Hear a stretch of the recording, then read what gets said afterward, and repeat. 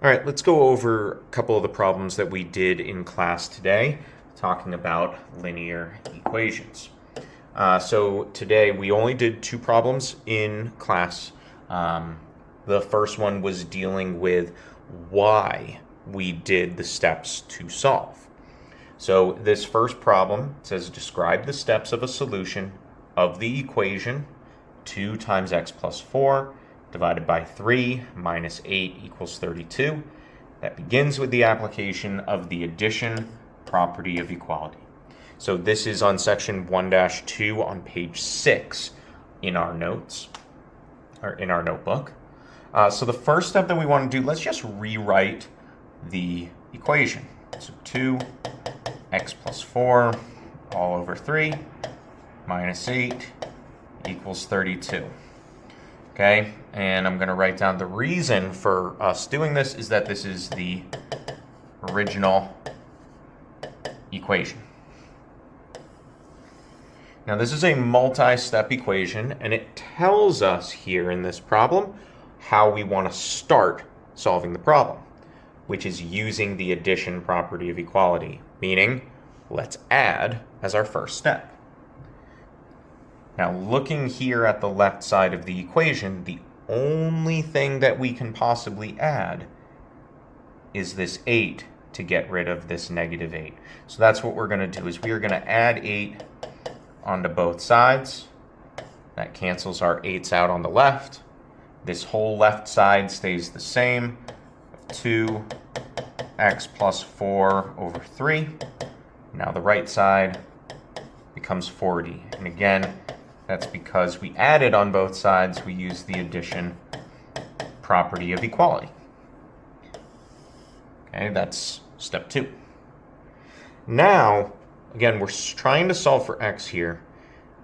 There are 3 different things that we could do. Most people would see the 2 on the outside and say, oh, let me distribute.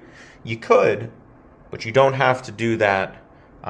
It'll actually add an extra step, but that's okay.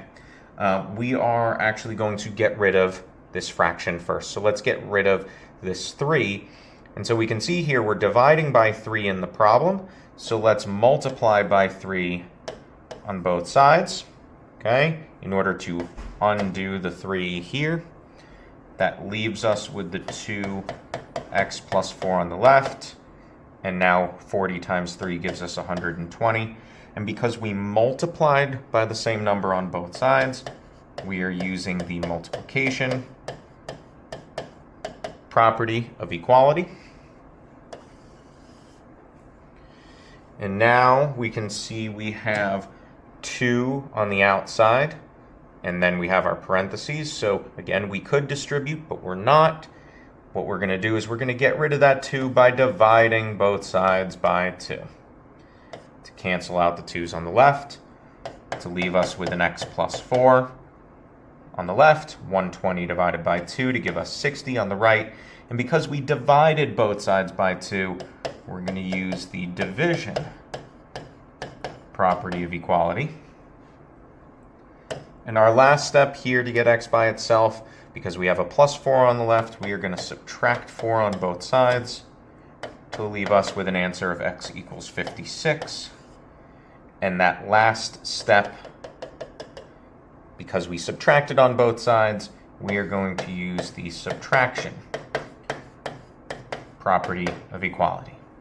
And again, the whole point of this is for us to say, okay, the reason why we can subtract on both sides is this property. The reason why we can divide on both sides is this property. Okay? That's the whole point of doing this. All right. Number 2. This was the second question that we did today.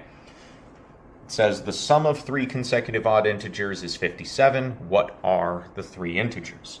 So what we did is we broke down what this sentence means. First of all, the word sum. That tells me that we are going to add things together. What are we going to add? 3 numbers. What types of numbers? Consecutive odd integers. Okay? So now what we did is we said, okay, what does the word consecutive mean? That means in a row. Okay? One after another. Odd, meaning 3, then 5, then 7. Integers is just a fancy word for us to say it's a counting number, so think of a number line. Okay? So what we're looking for is when I add 3 consecutive odd numbers on a number line together, that the answer ends up being 57. So one way that we can think of this, and I'm actually going to go through a couple of things here, is if I look at a number line, let's say I start with 1. To get to the next odd number, which is 3, I have to add 2 to get there. To get to the next odd integer from where my starting point, I have to add 4 to get there. Now, if I did with even integers, it's the same thing. So if I did 2, 4, and 6, if I started at 2 to get to the next even integer, again, it's plus 2. To get to the third integer, again, it's plus 4. The difference comes in if it says just consecutive and it doesn't say odd, it doesn't say even. If I have just consecutive, right, 2, 3, 4, and I'm starting at 2, I'm adding 1 to get to the second integer, and I'm adding 2 to get to the third integer. So there's a table that I want you to write down in your notes, okay? There's a table, and it's going to say this: consecutive versus consecutive, even, slash odd. Now, in the problem, we do not know where we start, right? With here, I told you, hey, let's start at 1 or let's start at 2, okay? And then we know how to get to the next one, but we don't know where we're starting. So your first integer on every single one of these problems, regardless of whether it says consecutive or even or odd, is going to be x. And then from there, we're going to use what we just found up here to help us find the second and the third.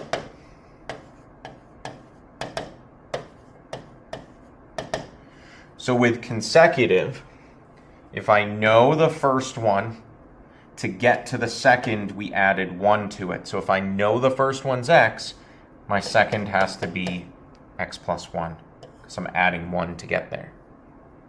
And likewise, if I know the first, I have to add 2 to get to the third one. And with our even or odd, it's the same thing as what we have here. If I know the first, I add 2 to get the second, 4 to get the third. So I have x plus 2 and x plus 4. So this table is important for any of these types of problems. And now we can actually look at the problem to say, okay, which scenario are we using? And let's go ahead and solve it. Okay, so I'm gonna erase this so that I have space here. Okay.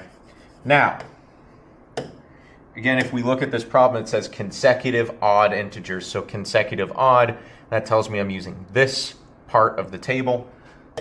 So I've got first is going to be x, second is going to be x plus 2, and third is going to be x plus 4. It tells us we are adding them together to get 57. So we're going to take our first term x, add the second term of x plus 2, and add the third term of x plus 4, and set it equal to 57. And now we can combine our like terms like we did last week.